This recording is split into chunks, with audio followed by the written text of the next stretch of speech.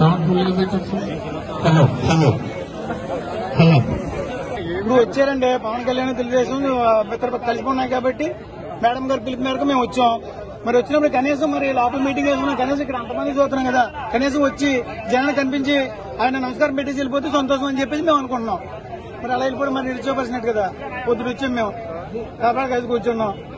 కనీసం వచ్చి చూసి వెళ్తే సంతోషం కదా, జనం అందరూ కూడా వెయిటింగ్ చేస్తున్నారు. మరి ఆయన వెళ్ళిపోయారు, ఇలాంటి చాలా ఇబ్బంది కదా. పోటీ చేసి ఏం చెప్తారండి మరి అదే మరి అది తెలియాలి. ఇప్పుడు గత వారం నుంచి ఆయన వస్తారని చెప్పడం, వచ్చిన తర్వాత తెరాబస్సి వాళ్ళని అందరూ కూడా అప్సెట్ అయ్యారు.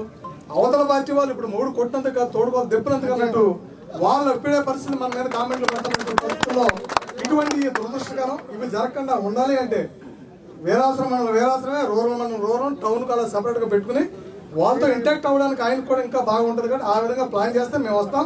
భీమవరం అయితే మా మండలం నుంచి ఇంకెప్పుడు ఇక్కడికి రాం. వచ్చి కనపడి అందరికీ ఏదో రెండు మాటలు చెప్పేసి వెళ్ళిపోతే సరిపోతుంది.